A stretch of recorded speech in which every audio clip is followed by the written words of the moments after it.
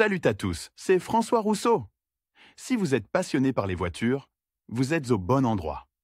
Continuez à regarder, on va entrer dans le vif du sujet. Il y a deux catégories de propriétaires de voitures, ceux qui font le plein au fur et à mesure des besoins et des possibilités, ceux qui veulent rouler en étant toujours sûrs qu'il n'y aura pas de problème avec un réservoir soudainement vide. Les premiers ne préfèrent pas toujours se passer d'un réservoir plein pour des raisons purement financières, bien qu'il s'agisse d'un facteur important. De nombreux conducteurs ont peur de faire le plein en raison de rumeurs sur les dangers de cette méthode. Nous allons tenter de clarifier la situation, tout en vous expliquant comment faire un plein sans savoir combien il reste dans le réservoir. Technique du plein à ras-bord. Les automobilistes connaissent généralement la quantité d'essence ou de diesel contenue dans le réservoir de leur voiture. Cette information figure dans le manuel d'utilisation. Quelle n'est pas leur surprise si, au moment de faire le plein d'un réservoir presque vide, ils constatent qu'il contient plus de carburant que ce qui est indiqué sur la fiche technique. Mais il y a aussi des cas contraires, et bien qu'ils soient rares et perçus positivement, la méfiance des automobilistes à l'égard des stations-service ne fait qu'augmenter. Pourtant, tous ces cas sont bien dans la norme. Pourquoi ? C'est ce dont nous allons parler maintenant. Les débordements lorsque l'on fait le plein, il est toujours possible que les relevés de compteurs erronés, à votre avis, soit en réalité le résultat de certaines machinations de la part des employés de la station-service. Mais, à proprement parler, dans les stations-service du réseau, cette probabilité tend vers zéro, mais l'incompréhension des automobilistes demeure. La raison en est l'écart entre la plaque signalétique et la capacité réelle du réservoir d'essence. En effet, les instructions précisent généralement le volume du réservoir lui-même, et s'il est égal à 45 litres, la mise à feu du pistolet, c'est-à-dire son arrêt automatique, peut réellement se produire lorsque ce chiffre est atteint. Mais si vous essayez de remplir le réservoir en mode manuel, il s'avérera qu'avant que le liquide ne s'écoule du goulot de remplissage, le réservoir peut contenir encore 5, voire 10 litres. Les voitures européennes sont particulièrement coupables de cet écart, la capacité réelle de leur réservoir d'essence est en moyenne supérieure de 15 à 25% à la capacité indiquée sur la plaque signalétique. Les plus scrupuleux sont les Japonais, qui ont l'indicateur le plus modeste, pas plus de 10%. Les Américains, les Coréens, les Japonais et les voitures nationales ont une réserve d'environ 15%. Il ne faut donc pas s'étonner de l'écart entre les chiffres. De plus, le réservoir n'est vide que dans des cas extrêmement rares, et même si vous avez calé à cause du manque de carburant dans le moteur, cela ne signifie pas que le réservoir d'essence est à sec. Le sous-remplissage là encore, la situation est loin d'être univoque. Quoi qu'il en soit, sur la plupart des voitures particulières, le témoin de contrôle du niveau de carburant s'allume lorsque le niveau de réserve de carburant est atteint. En chiffres précis, il dépend du modèle de voiture, de 3 à 5-6 litres, mais dans tous les cas, il vous permet de rouler avec une ampoule allumée sur une cinquantaine de kilomètres, ce qui, dans la plupart des cas, est suffisant pour se rendre à la station-service et se réapprovisionner en essence diesel. En d'autres termes, l'ordinateur de bord et le capteur de niveau de carburant sont délibérément réglés avec une certaine réserve afin de réduire le nombre de cas de vidange complète du réservoir et l'apparition de problèmes dans le fonctionnement de la pompe à carburant. Tout comme le compteur de vitessement délibérément en affichant une vitesse plus élevée qu'elle ne l'est en réalité. Ainsi, tout conducteur devrait savoir que le pourcentage de remplissage du réservoir est supérieur d'au moins 10% lorsque le réservoir est plein. Récemment, de nombreux constructeurs automobiles ont facilité la tâche des automobilistes en indiquant dans le manuel d'utilisation la capacité nominale du réservoir d'essence et la valeur de réserve, relative, exprimée en pourcentage, ou absolue, en litres. Ces données sont notamment disponibles sur les voitures de la marque VAG, Audi, Volkswagen, Skoda, Seat, et peuvent représenter, selon le modèle, 10 à 14% de la capacité du réservoir d'après le passeport. En règle générale, il s'agit de 6 à 7 litres supplémentaires. Ainsi, lorsque l'ordinateur de bord commence à signaler que le réservoir est vide, ce n'est qu'un avertissement qui vous indique qu'il faut chercher d'urgence une station-service. Les Japonais, comme nous l'avons déjà mentionné, disposent d'une réserve beaucoup plus petite, moins de 5% de la capacité nominale du réservoir d'essence. Cependant, de nombreux constructeurs automobiles ont récemment eu recours à diverses astuces pour inciter les conducteurs à se rendre plus souvent dans les stations-service. Par exemple,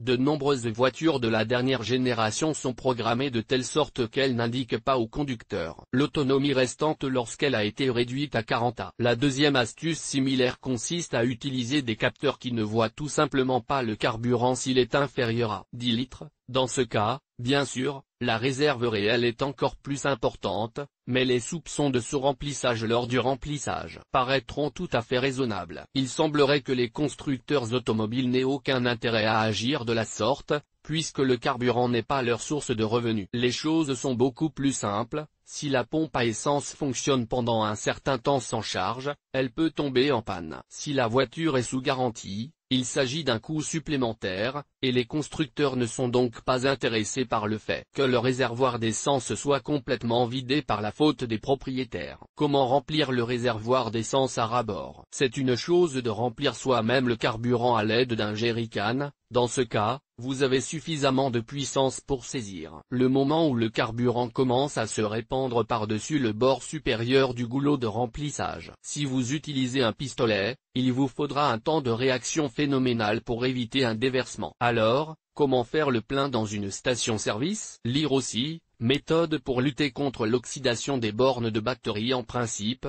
vous ne devriez pas vous inquiéter. Toutes les stations-service modernes disposent d'un équipement intégré qui bloque l'approvisionnement en essence lorsque le réservoir est rempli avec la quantité nominale de carburant. Mais avant de nous pencher sur le fonctionnement du réservoir de carburant, qui n'est pas aussi simple qu'il n'y paraît pour certains, énumérons les cas où il est préférable de faire le plein. Bien entendu, la première priorité est de parcourir de longues distances, en particulier des distances pour lesquelles même un réservoir plein ne suffit pas. Dans ce cas, 5 à 10 litres supplémentaires peuvent faire une grande différence. Ceux qui vivent dans des régions éloignées du centre le savent bien, au milieu de nulle part, il y a de grandes chances de ne pas atteindre une station-service, qui n'est pas aussi fréquente que sur les autoroutes très fréquentées. Bien sûr, la présence d'un grand réservoir d'essence est un énorme avantage, mais si les spécifications du véhicule indiquent le volume nominal, sans tenir compte de la réserve, il ne faut pas la négliger, d'autant plus que son volume peut atteindre des valeurs impressionnantes,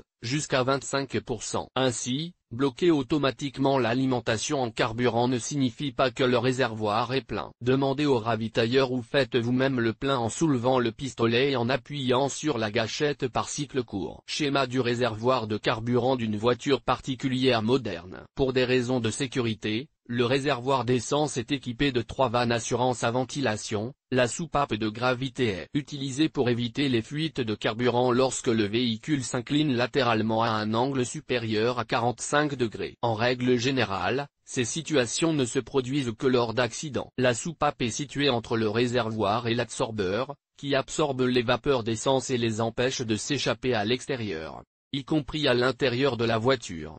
L'électrovanne a pour fonction de réguler l'acheminement des gaz piégés par l'absorbeur vers le collecteur d'échappement. L'électrovanne est située dans le compartiment moteur et est commandée par le mécanisme d'injection de carburant. La soupape de ventilation est conçue pour empêcher la formation d'une dépression dans le réservoir d'essence à la suite de l'alimentation du moteur en carburant. Lorsque la pression baisse, la soupape permet à l'air atmosphérique extérieur d'entrer dans le réservoir.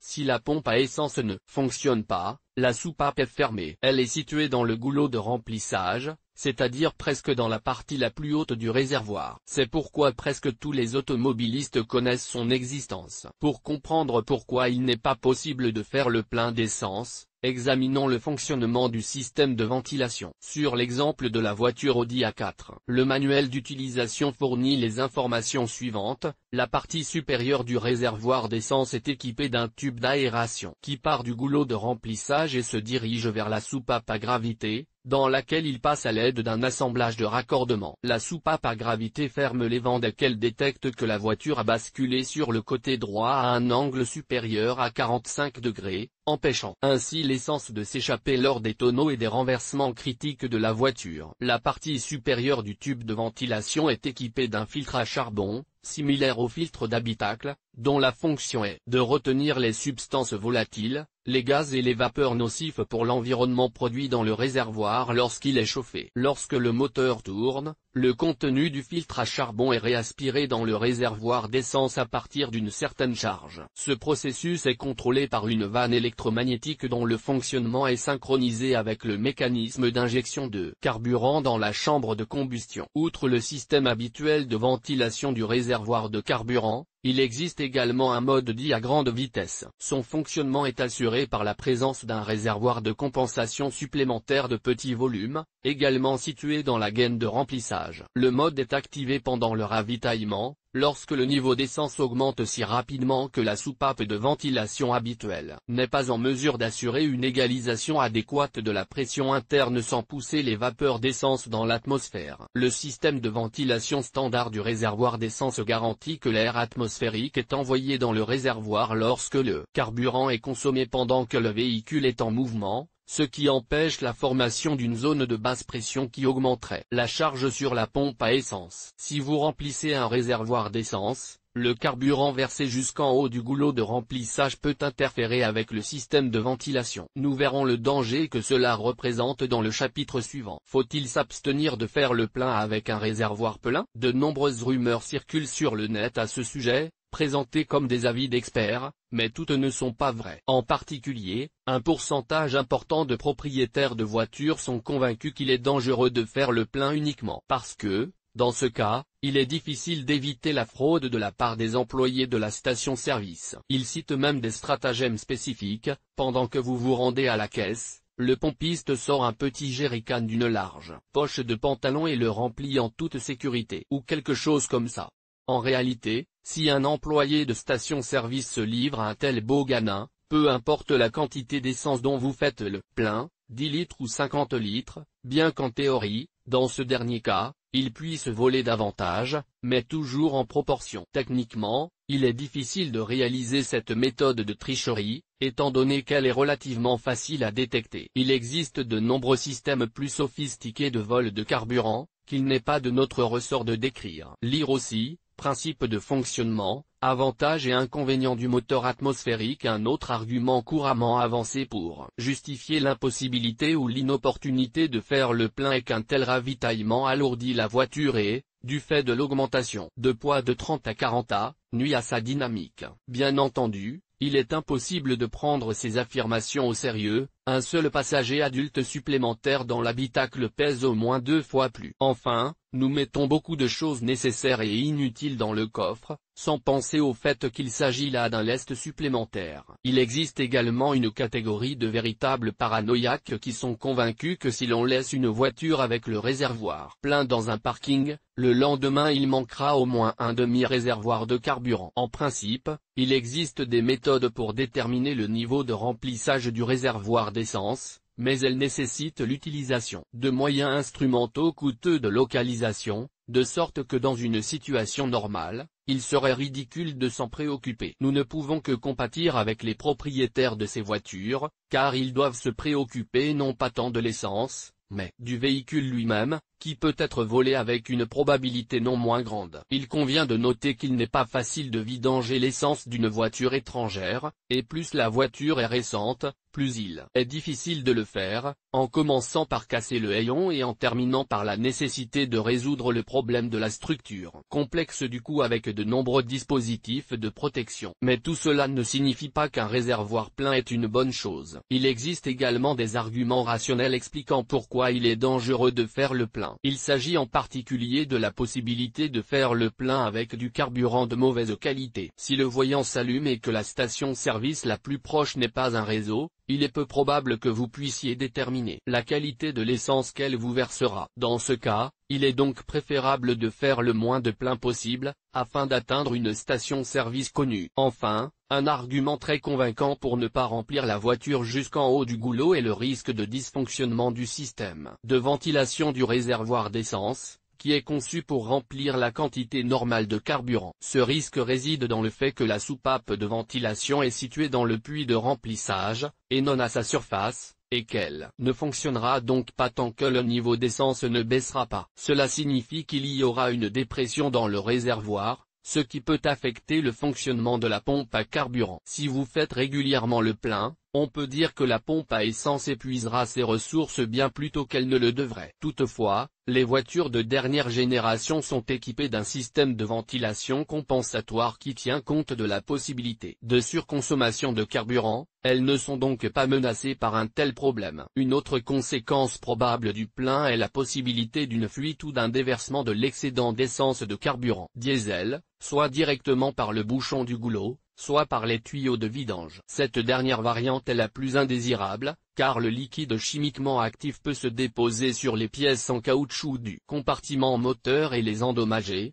sur le câblage électrique, sur les pièces du système de freinage, sur le groupe motopropulseur ou sur la transmission. Si l'essence pénètre dans les composants du système d'échappement, qui s'échauffe à des températures très élevées, il y a risque d'incendie. Il n'est pas exclu qu'en faisant le plein sous le goulot, l'ordinateur de bord ne soit pas satisfait et que le fameux check engine s'allume. Et pour réinitialiser l'erreur, il faudra débrancher la batterie. Il est tout à fait possible qu'en raison de la formation de vide, vous ne puissiez tout simplement pas démarrer le moteur, et vous ne pourrez vous en prendre qu'à vous-même. Au lieu de conclure, la plupart des conséquences négatives d'un ravitaillement complet sont liées à des défaillances de l'alimentation en carburant. Le fonctionnement normal de la pompe à essence n'est garanti que si le volume d'essence fourni à l'unité motrice est remplacé par la même quantité d'air. Si vous remplissez le carburant au-dessus de la soupape de mise à l'air libre, vous êtes privé de cette possibilité, du moins jusqu'à ce que ces quelques litres soient épuisés. Outre la formation d'une zone de basse pression, cette situation est dangereuse car le manque temporaire de ventilation est un gros problème si vous avez laissé la voiture pendant plusieurs heures après avoir fait le plein, même par une chaleur de 30 degrés. Comme vous le savez, les liquides se dilatent lorsqu'ils sont chauffés, et l'essence ne fait pas exception à la règle. Si vous pensez que l'explosion d'un réservoir pour cette raison est un phénomène de fiction, vous vous trompez lourdement. De tels cas sont régulièrement enregistrés, en particulier dans les pays du Sud. Si vous devez partir pour un long voyage, faites le plein, mais pas au point que le carburant monte jusqu'à la bride de remplissage. Et ne le faites que si vous êtes sûr de parcourir une distance suffisante pour consommer cet excédent,